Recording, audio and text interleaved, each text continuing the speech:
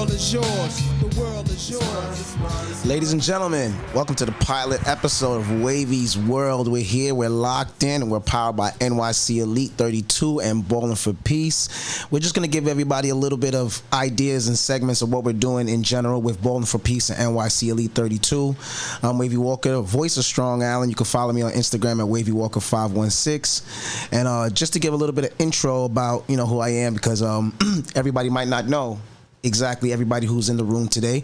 This message is going to be powered by It's CMOS. We are in the building, isn't them? It's definitely good for what they're doing to make sure they're promoting. And my journey to this game had very interesting ones. I wasn't as talented as Mr. Haron over there. So after my high school days of playing basketball, I figured that if I couldn't take it to the next level, I still wanted to be around the environment somehow, some way, to affect the culture, our people, our kids of all colors, And when I was in school, I went to Cheyney University, which is the oldest HBCU in the nation. Not the first. The first is Lincoln University, which got accredited, I believe, in 1865. Cheyney was accredited, well, not state accredited, but was teaching at 1837. You might know a famous lady named Harriet Tubman, the Quakers, and so on and so forth. They weren't important towards history, but that's what my school was doing during that time. And with Cheyney University, I was fortunate in my freshman year to become the sports editor for my school, and that really opened up my horizons. I mean, you always think that you're always going to be covering basketball and football, things you know about. I got in there, and they're telling me, well, you got to cover lacrosse.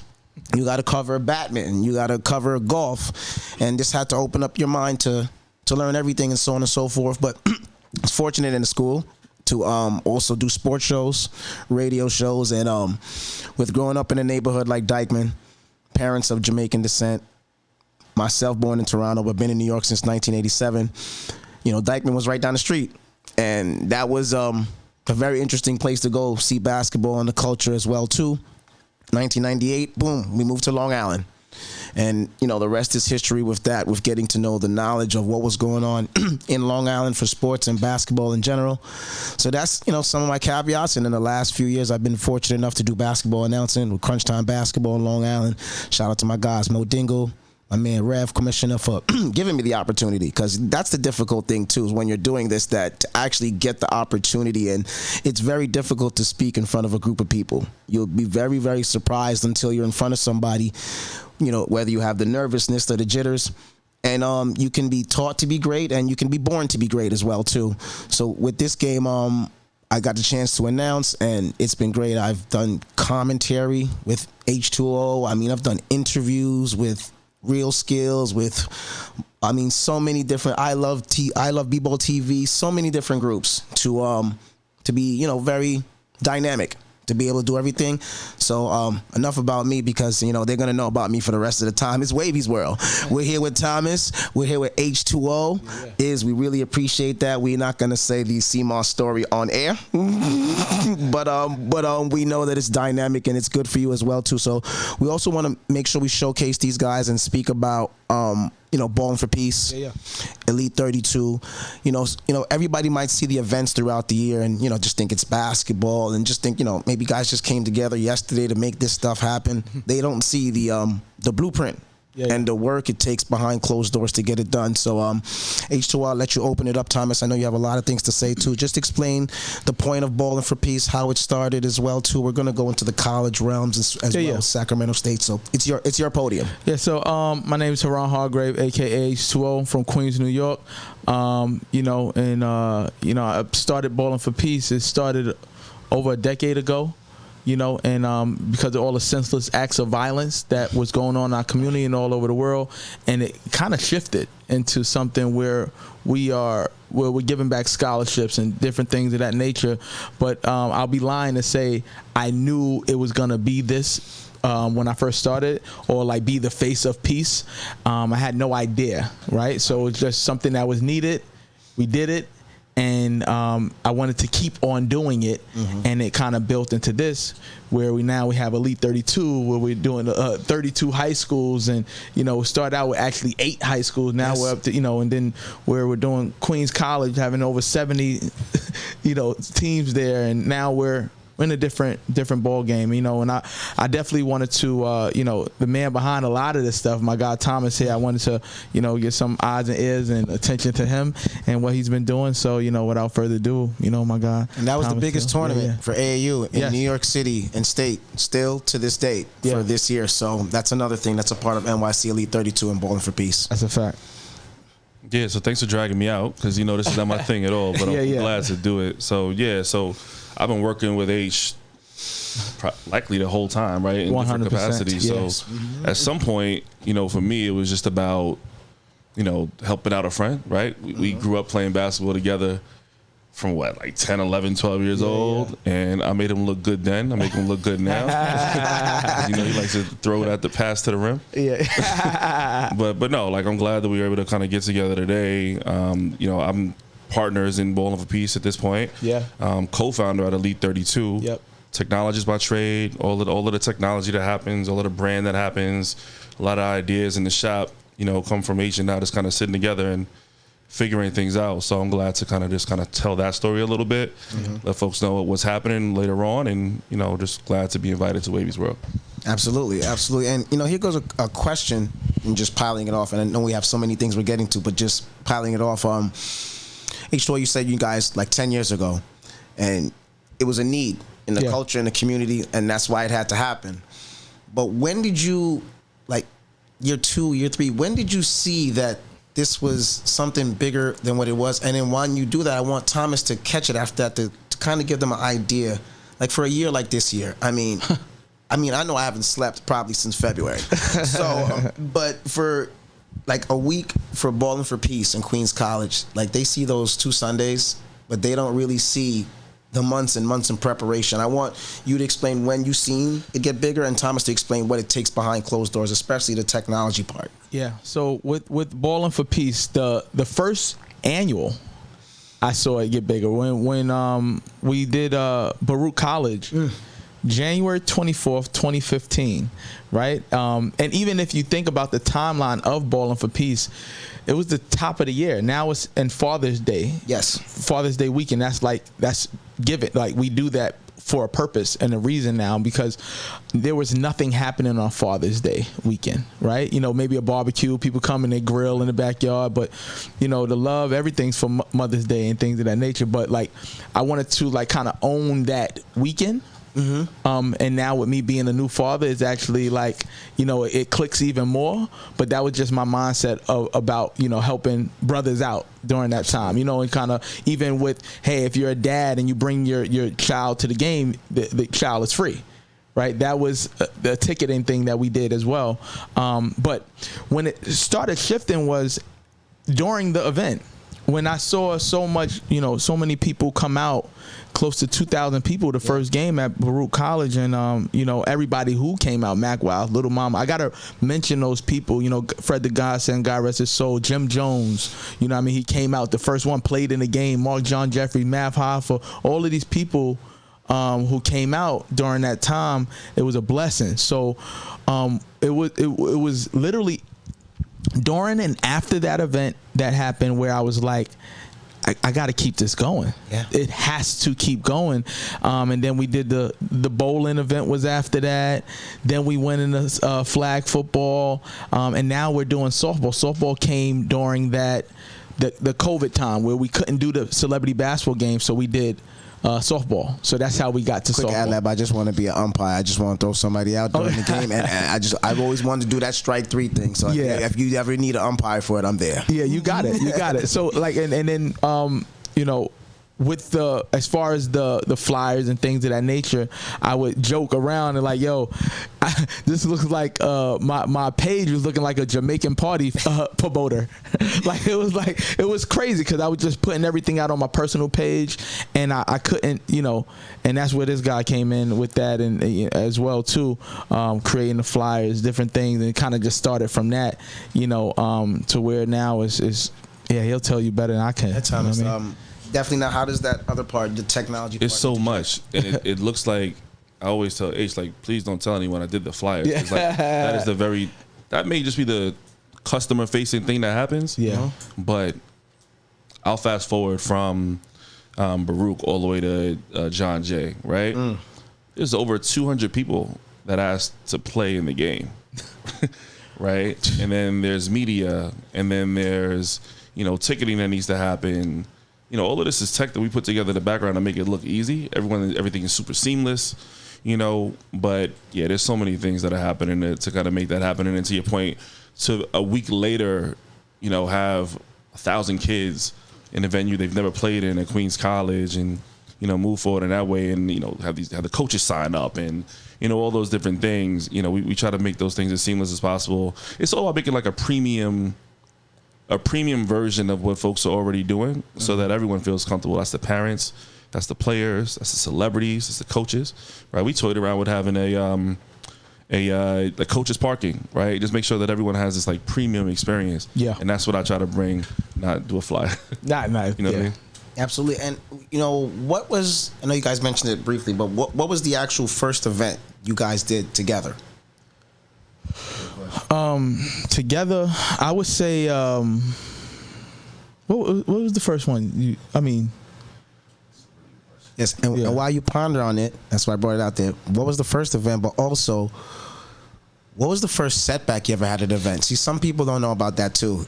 You do an event, you plan it, and you want everything to go a certain way, but there's always little monkey wrenches, that come into play. How did you handle it? What occurred, if you could remember? You guys done a million events. I'll speak to that. I think that's a really good question, but I think that comes with an event, right? So it's definitely Murphy's Law.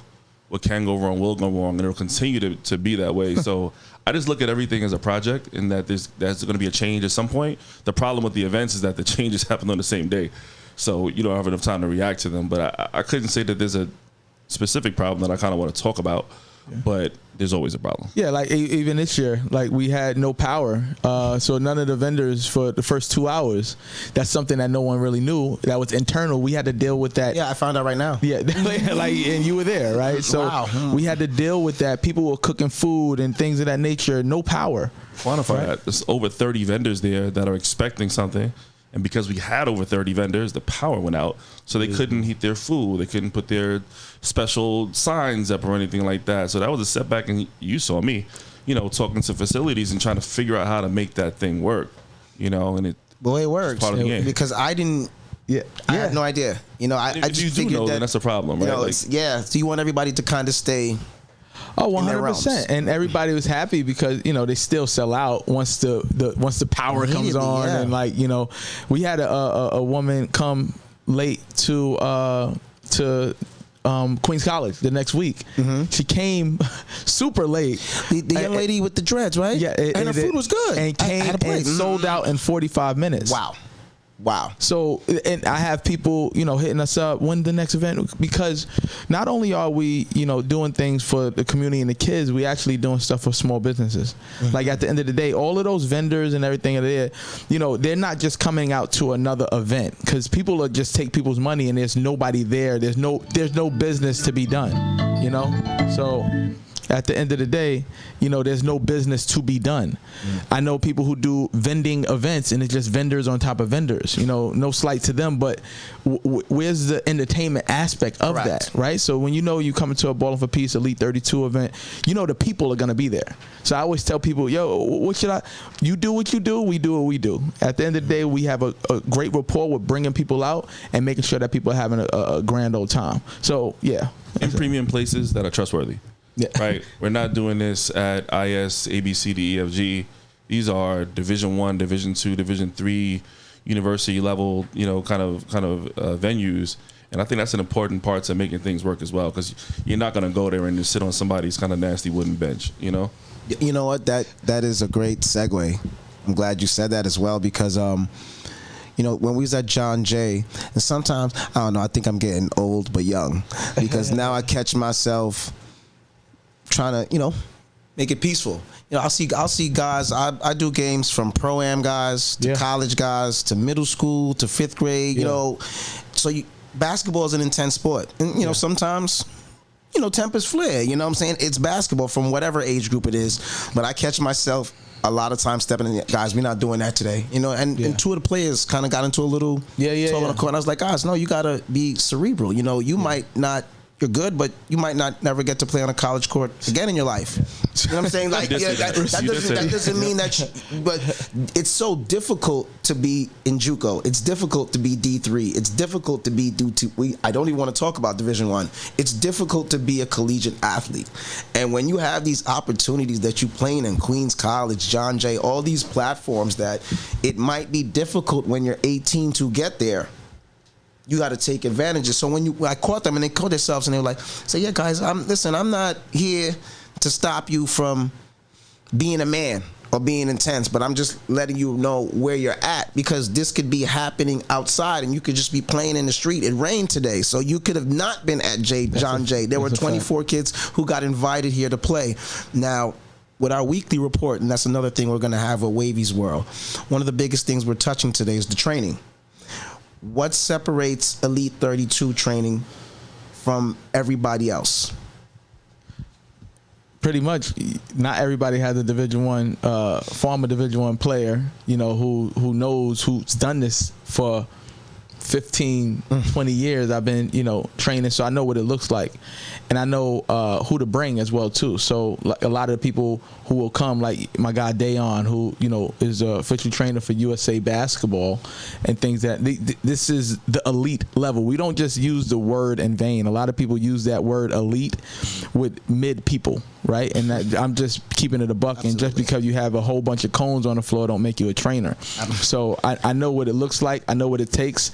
And from that realm and that aspect, we're just doing what we do, but in a premium way, Yeah, in a super premium way with great partnerships that allow us to do it in the Stydome. We're so excited to work with Game Over to do that. But he made the right point, right? It's making sure we putting the right people in front of the youth that are going to be learning how to play this game the right way. Their opportunities are becoming more and more limited, so they need some sort of a competitive advantage. And the real competitive advantage is having, for a fraction of what people are, there's a conversation going on right now about how youth basketball is like the new golf. It's got to be really expensive. You need to have these expensive trainers. And what we're saying is we have the expensive trainers. Come work out with the expensive trainer, the elite trainer. But because we're doing this, I'm an HBCU guy too. Our alma mater was culture for service. So we're culture for purpose, right? So we're bringing out who you need to see, who you want to be around, with an intent of making sure that you can, get the best of the best without necessarily having to dig in your pockets and solving that problem of basketball being golf. Make sense? Yeah. You're not even kidding. How basketball? I mean, it's all you need is a pair of shorts and a shirt and a court somewhere, but it's becoming so economical, like a tennis, like a golf, like even a hockey, where you have to invest in your child, the player, to make sure they're a part of all the different environments. We also have to invest in the places that we go. Oh my right. goodness. So when you just imagine how much Queens College costs. Just imagine how much John Jay costs. Just imagine how much. Imagine doing them week after week. Yeah, absolutely. And imagine doing it back-to-back weeks. And it was so special to be at John Jay, by the way. I mean, Queens College I go all the time because I'm right there, but John Jay that day, this year was just really, really special. It really was. But continue. Thank you. I appreciate that. And I tell people this all the time too, and not to get off topic, but like doing a Ballin for Peace is like having to put out a hit record every year, but people change, right? Those same people who I named in year one, they're not the same. They're not even in the same space that they were in 10 years ago. You understand? Absolutely. So you gotta find a fresh new person who's out. You gotta find some of these people like we had like G Dep, and then we had Susie, right? From Harlem. Yes, indeed. So you have to kind of and then we have Mano out there, but he made his Ballin for Peace debut. Shout out to him. He has Mano Day coming out. August 17th. Definitely gonna be a part of that. But at the end of the day, you have to have your pulse to the streets, and you also have to have those people. They don't want to be forgotten. Absolutely. So you got to have your regulars. I saw my guy Jacquay. He pulled up from Miami. Came out from Miami. You know what I mean? Mav Hoffa's first Ballin for Peace game since the first one. Wow. Where he was a coach there. So these things don't just happen, right? You got to you build those relationships, and I saw Cortez there. That was he's played in every single Ballin for Peace event. Basketball, flag football, bowling, You know what I mean? Softball. He's been a part of all of them since year one. That's amazing. So seeing those people, you know, the newbies, the OGs, right? You know what I mean? It's just a beautiful thing, and to keep that thing going. You know what I'm saying? Yeah, and to keep caveat, and I know Thomas is so passionate about it as well too, and we were having a conversation earlier. It's like training, man. I can't tell you, and I would never say the wrong things on here to make anybody upset, but I know a million guys who train, and that is, you know, one of the new realms. There, like I said, there's some of them that I know that are great, some of them are good, some of them, you know, they're not that good. You know, some of them don't belong. Yeah, that's what it is, and that's the scary thing about this culture in general. Trying to figure out who really cares and who's the culture vultures, and sometimes even the culture vultures can hide themselves for a while before you really understand and see that they don't really care about the kids or the game and the culture. I got asked that question a few days ago, like, why do you do this?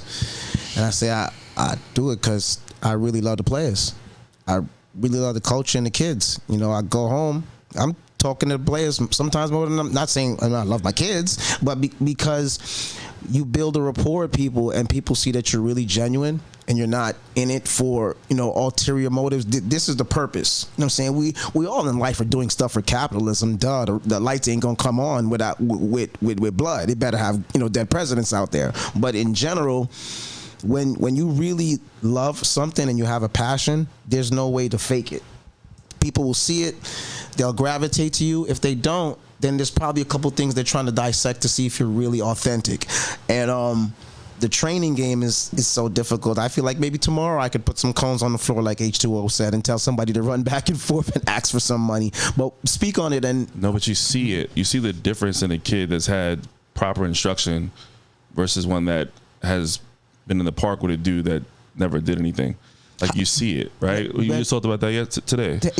And explain that to the viewers, because we're so basketball savvy that the average person cannot pick that up.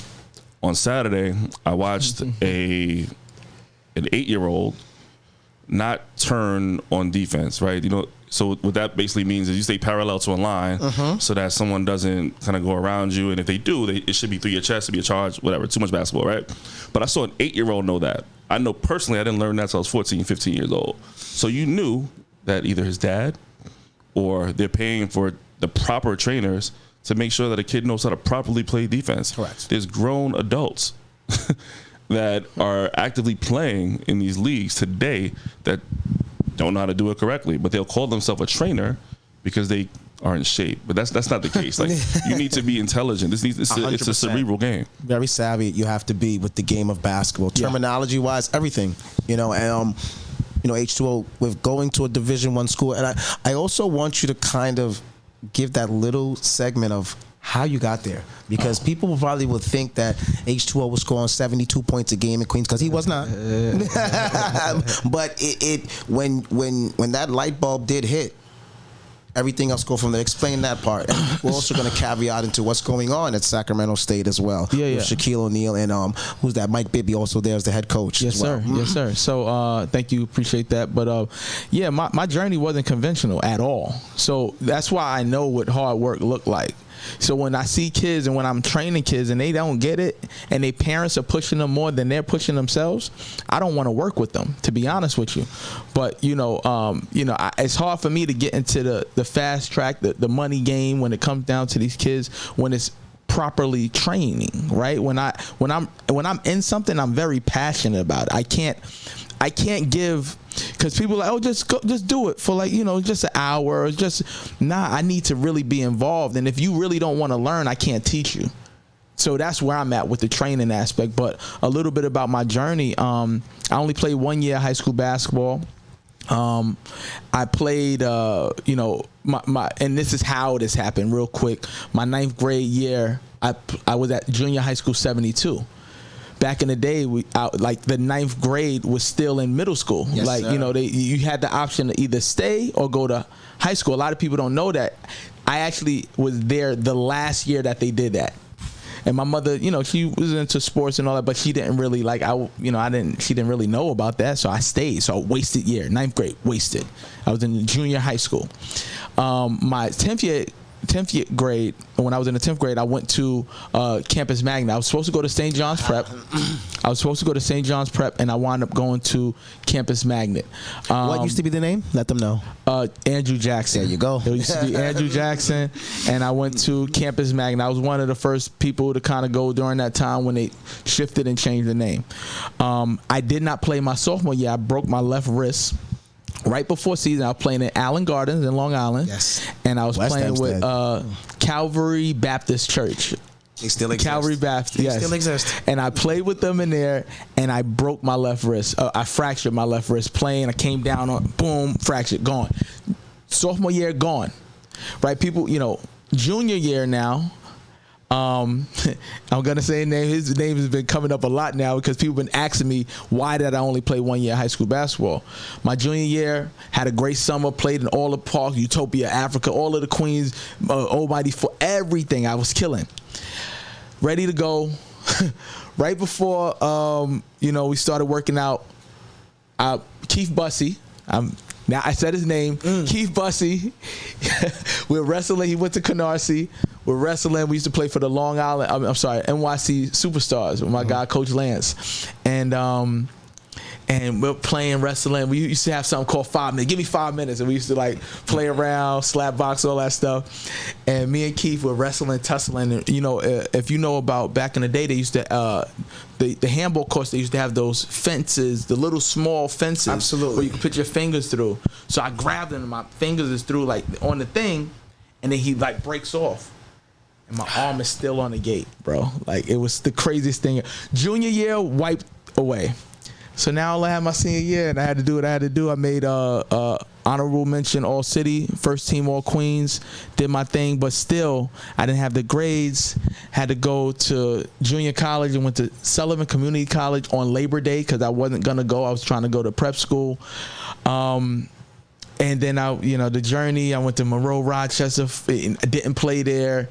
Went to Chafee in Rancho Cucamonga, California, killed it, got a scholarship. First team All Foothill Conference, led us to the Elite Eight. We beat Long Beach City. That was a big team back in the day. Still got 3-point records there going on too. Yes, sir. And then I led them in scoring. And then I went to Sacramento State. Sacramento State is actually the first school that I played 2 consecutive years in, my junior and senior year. Wow. And I run up for newcomer of the year, my junior year and senior year, led them in scoring. Still have the 3-point record. Had 9 threes against University of Denver, 9 steals against Illinois State. That still lasts to this day. And then now Sacramento State. Shout out to Team Dom, Mike Bibby. 100%. Team Dom, you know what I mean? He knows what that is. You know what I'm saying? Mike Bibby, Shaquille O'Neal is now the GM at our school. Mike Bibby's the head coach at Sacramento State. So when that happened, people are calling me because I'm one of only 2 people from New York to ever play in that Division I era. Wow. At Sacramento State as well too. So not too many people knew what Sacramento State was or anything. Dame Lillard played in my conference. Shout out to Dame, Big Sky Conference. You always see me bigging them up. Weber State. I actually had a career high against Weber State. My senior game, my last game, I had 30 points against Weber State. Yeah, bro. So that's and it was a beautiful time. You know what I mean? It was the Sacramento Kings and Sacramento State. There's nothing else professional in Sacramento. That's right. Now they have the Oakland A's who are playing they just there. moved over before they go to Vegas. So Sacramento. Shout out to Sacramento. They're building a new arena right now as well. I got to go back. Got to catch a game this year, but that's the story, man. I know it's kind of be long-winded, but yeah, that's the journey, man. Yeah, I didn't think Dom knew anything. Dom, you know about Dom, and is it about that you know that as well? This is new information for me. Yeah. Well, I know this much. We got CMOS Gel here, and we locked in. It's good. So go ahead, Thomas. We rocking and rolling. No, I was just gonna say that's exactly why Elite 32 exists, right? So we know how hard it is for H specifically to figure out high school basketball to play on any level, right? To figure out the JUCO level. I have my own thing in trials and tribulations where we didn't do the, what is it called? The PSL exposure? Yeah. What's it We called? played the exposure. The clearinghouse. Nobody told me how to do the clearinghouse. I'm walking on, I make the team, but I don't have my clearinghouse. So we know that these kids don't have any direction because we both come from PSAL basketball. So now we get 32 teams, during Christmas, because we played in these Christmas tournaments, and they were great when we had them. Yep. But Nike used to sponsor them. They didn't happen anymore. So we're like, you know what? Let's do it bigger than anyone's done in the city. Let's have 32 teams. Make sure that they're the premium places, and it's all based on giving these kids an opportunity, right? There's no. I could talk about this all day, but it is because of that story, my story, and countless other stories of not being able to have access to college basketball, which is why we created Elite 32. Wow. So now with that being said, with the training, Elite 32, Ballin for Peace, you mentioned Mike Bibby, the head coach down there. Shaquille O'Neal is going to be the general manager for what they're doing down there in Sacramento State. Have you spoken to those guys, and anything you want to do down there with them as well? I spoke to my media relations guy, my guy Ryan Bjork. He's still out there. As soon as the news broke, I reached out, and I told him I want to be involved with whatever they got going on. Mm-hmm. But even before, I always keep up with what they're doing. Shout out to my boy Lauren Leaf, who was my backcourt mate at Sacramento. He was actually the assistant coach over there, and then he had left and he went to Utah. And I think now he's at Division One program, right? Division One, yeah. So Sacramento State to Utah. Named Lauren Leaf. Shout out to my guy Lowe. And now he's at Nevada. So now he's going to Nevada right now. So that's gonna be super dope. And so the program, Sacramento State, they've been doing big things, and I'm just excited to be a part in my own way, even if it's just me pushing the program still on a social aspect. We wanted to do, right before COVID, we wanted to do an event. I was going to say that Ballin for Peace out in Sacramento. Amazing if NYC Elite 32. It's coming out there. It's in the works. So enough said on that one. And we will also have, during the holiday, we'll have games in California as well this year too. Good. So Elite 32 Holiday Classic will be not only in New York but in California as well too, in the Bay Area. Yeah, I think it's a good place to be. December, California. Yeah. I'll check my flight plans. I think myself out there. We've already been talking about how we're gonna do things and whose gate is gonna be better and who. That'll be big time. Yeah, we're talking about Sacramento State and what Shaq's down there and Bibby. We're talking about the training.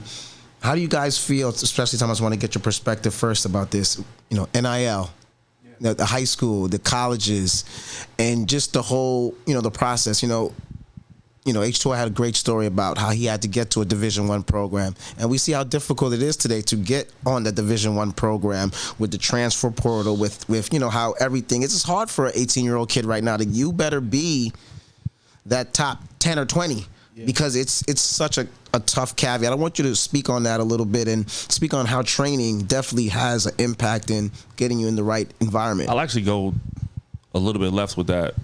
Just kind of, I'm passionate about Elite 32, right? Because I was that kid at some point. We made sure that we give scholarships to these kids. And while it's a really difficult thing for you to just play basketball and go to school, it wasn't as hard before. NAL, the collective, everything business-wise in college basketball has made that really difficult. So our approach is put you on big stages that you're essentially not allowed on without a big bag, right?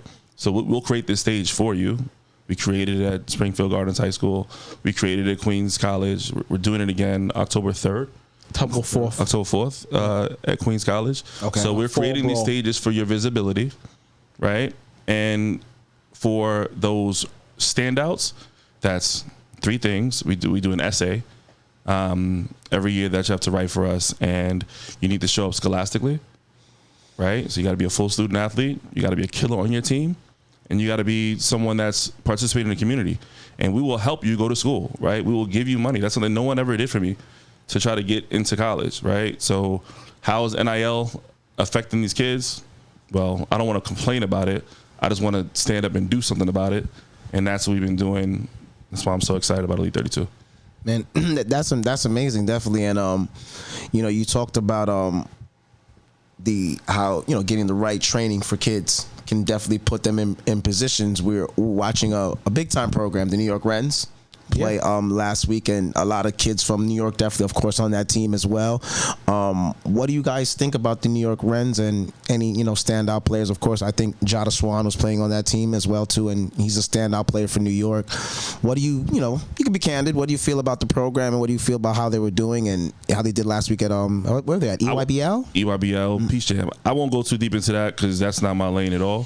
What I will say is I'm so tired of people saying that New York City basketball is over. That is a living, breathing testament that it is not. So correct. I think when people talk about New York City basketball, they talk about it from years past. Yeah, like in the past, but we're still so prominent in this. Like in this world right now, and I think they talk about it also from a league standpoint, where some of the players that we were supposed to be like superstars, like a LeBron, right? And you compare it to the Lance Stevenson stuff, and he's playing in the Big Three. No disrespect to the Big Three, I love the Big Three. Me personally, it's real basketball. But a lot of the New York players and the New York talent, they tend to get overlooked when you're in that corporate setting of the NBA. The NBA, it's not about, if you think the top 450 players in the world are playing currently in the NBA, you got to be out of your mind, right? It might be 135, maybe to and I don't know. Yeah, I don't want to make anybody mad. But again, even think that somebody can play 20 some odd years and still have that's a merchandise thing, 100%. It was somebody still play because he's no longer the best, right? Being a 40-something-year-old player, still you're not.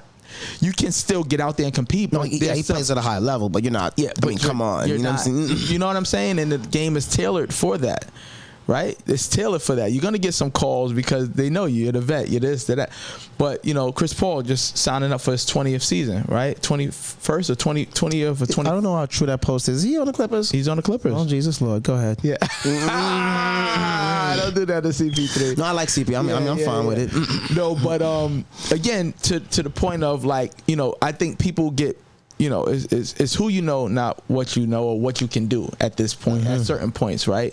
But I love the Rens. I love New Heights. I love these New York programs that are doing Riverside and stuff like that are still doing it. The Gauchos and stuff that's been doing it forever, right? Yes, the fact that they're still there, and the fact that people talk about New York sports and basketball in particular, like it's not here, is more vibrant than ever before. You know what I'm saying? Is than ever before. So keep doing it. Teams like the Rens, every New York team, coach, play. It's more that you got to do more when you're in New York, because there's 11 million of us. Correct. Right. So that's the thing. When you're in these smaller towns and you're the best in your town, it's only one or two teams coming from your town. Imagine hundreds of teams playing, and you have to be the best. You may not be the best on your team. Talking about the best in the city, like, you know what I mean? Like, it's a lot. So people, it's just more going on here, so that everybody gets overlooked. That's what happens. I also want to add to that, like, just going back to the NIL piece and wrapping it all up in this talent, go get your money, right? Yes. For these kids that may not have an opportunity to play professionally, or you know what? Some of them don't even want to play professionally, right? Go get your money as an 18-year-old, 19-year-old, probably 21 when you start. Go get yourself some real estate, get you some tenants, all from going to play basketball in college. Like, this is a great opportunity. So let's do our best to make sure you're prepared for it, and that's what we're here to do. I wish, and I'm not gonna lie, sometimes people, oh, you're the pioneer. No, I wish if I led my Division I team in scoring, and I only had a scholarship. Right? I only was on a scholarship, correct, right? So I only get my meal plan and thing. Imagine if I was getting paid. The transfer portal was there now. Cooper and some of them boys made in college. When we had to sit out, if I was to transfer, because I was going to transfer my junior year. Right. And people don't know that. I was going to leave my junior year. Now you can do 2 years JUCO and then go to D1 and still do 4 years. JUCO. I went to junior college. So my 2 years were taken from me from JUCO, and I would have been so the rules. I am a bitter former Division I player. Yeah, we would have had Ballin for Police like in the sky on a plane. Like, it would have been like Elon Musk, Donald Trump, and like Sean Carter there. I would have been able to reap what I sowed, right? What I in a good way, right? The things that I was doing back then, being in March Madness. Imagine being in video games, March Madness, 2 years, no money. Now, like, so, at the end of the day, again, young man, young woman, go get your money, go get your bread. But I think they should have something for back pay for these players. Nothing else changed. They still had these billion-dollar deals and stuff like that. What else changed besides them saying yes? Taking Reggie Bush, all these other people, they took Heisman trophies because they said they got money. Johnny Manziel, things of that nature. NCAA, they should be investigated. I want to say today there was a ruling. Maybe I'm outdated, but international players don't have the same NIL treatment as homegrown U.S.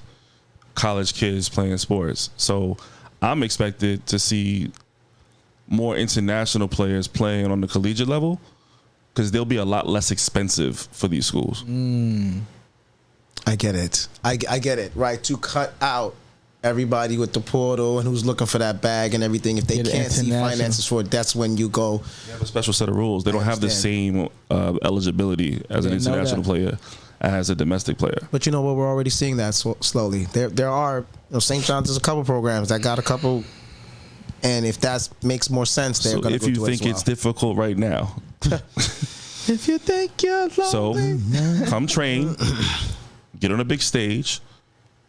And get the knowledge, though, too. We're knowledgeable. We got to do a clinic or something about that. Yeah, get the knowledge. We know these things, right? At the end of the day, there's people who just want you to train, play basketball, and they don't have any insight on the game. I can literally call my coaches and stuff around all these people. Yo, I got a Division I kid. Yo, at least take a look at them. I can make that call. And I've put, even in music, I put people in musical positions on different platforms. 3 out of the 4 performances performed from Ballin for Peace performed at Summer Jam. Susie, Janaski, that's right, and Bagluck, all on the Summer Jam stage on the pre-show. We can put it in the notes, but the best way to say that is the playlist. 100%, and we have a playlist as well too. Wow! From all the performances in years past that came out, you can download that now. Go to Spotify right now. Do a terrible job at promoting because there's so much stuff that it's hard to, like, if you're not on that email blast, a lot of times you miss the exclusive stuff that we release. We actually, I don't think we put that out on our. We did. On a social though. I don't think we did that. Nah, so we're gonna do that. We're gonna put that out, and then we're gonna start releasing a monthly playlist. Of our artists. There's that many. So many musicians, man. Are you kidding? But you know them all, and you know these records, right? And it's just. It'll give you a good recall as to what's been going on over the last 10 years. It was so cool to see the last part of John Jay. You had G-Dep out there, and the girls, they was dancing, they was turning up. The young cheerleaders too. All the programs. Yeah, shout out to PS 181. They won their cheerleading competition, and so again, I forget about a lot of these things. They won their cheerleading competition, and one of the awards that they got was to be able to perform at Ballin for Peace. So that, and then they came out and they made a movie. Susie's performance amazing. Was even that much better because the young cheerleaders came out and performed and everything with them, and it looks super dope. And that's one of the things people with the celebrity games and things of that nature. We have so much interaction. Right, when you go to these events, you can't get close to these people. But here at the celebrity game, we love that. That's the culture for purpose, right? You know what I mean? That's what we're doing out here. Culture with a purpose. No, man, I think this was phenomenal. And you guys are giving me plenty of opportunities. As they can see in the background, Wavy's World. We got this beautiful showcase here, and we're gonna be doing so much more in the future. And I think one of the things, Thomas, once again, thank you for the opportunity. The opportunity is Life's Good, CMOS Gel. Yeah, man, we help this both. That's number one, man. Yes, indeed. If you ain't eating 2 spoonfuls a day, I don't know if you do it, man. Absolutely. Definitely, what I'm saying. Yes, sir. We definitely want to get more people involved with it. Yes, Yes, sir. Heck, shout out to the engineer too. He Heck, said I had man. phenomenal melanin. I have to Google it because I didn't go to Sacramento State. I just went to HBCU, so I missed a couple of the English classes. Well, apparently you did call badminton though at a HBCU. I did call badminton. In I lacrosse, had to remember how to crazy. spell it. Badminton, golf, tennis, but it just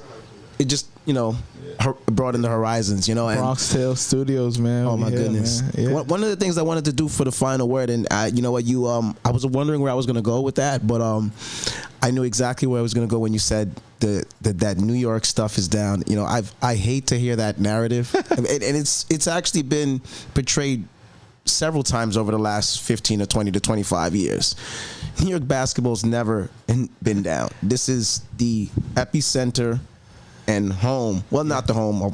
Basketball was started by a Canadian man, James Naismith, and then Massachusetts and so on and so forth. But in regards to the history, the culture, Rutgers, so many different things that started here. I mean, Julius Erving, I thought, was from New York. I mean, Mike wasn't raised here, but I thought Mike was born in Brooklyn. Reggie Miller was born in Brooklyn. Lou Alcindor's from Dyckman Projects. That's Kareem Abdul-Jabbar. A lot of people might not know who Lou Alcindor is, and we can keep going down the list. I mean, Shamari Pons got to be a pro, right, from Thomas Jefferson High School, right? But public school doesn't. VJ Edgecombe. But so there's Kenny Anderson, Kenny Smith, Mark Jackson. That's Anthony ridiculous. Mason. It's just when people view it. And when we're looking at the statistics, if only 452 people are in the NBA now and only 4,000 and change have ever been there, how difficult it is for you to be a pro. So I even break that down to even my new profession of what I've been doing as a college official and a pro official as well too. And the NBA, there's only 74 referees, so it's harder to actually be an official in the NBA than to be a player. So those numbers crunch. I used to crunch all the numbers. So even when I played in the G League and things of that nature, I was one of those players that can say I was on an NBA roster, right? You know what I'm saying? But at the end of the day, it's tough. And not to make it about this, though.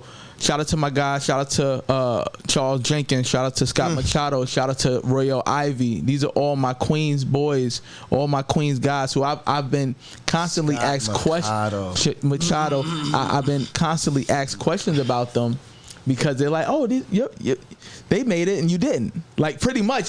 Someone asked me that question before, and I was very happy. I'm very happy for my guys, as if I made it. At the end of the day, but you can make it to the league and do league things, but this is more important to me. 100%. So 100%. You qualified to do it, man. I remember you were a top 200 kid in high school and made it this far, right? Like that's.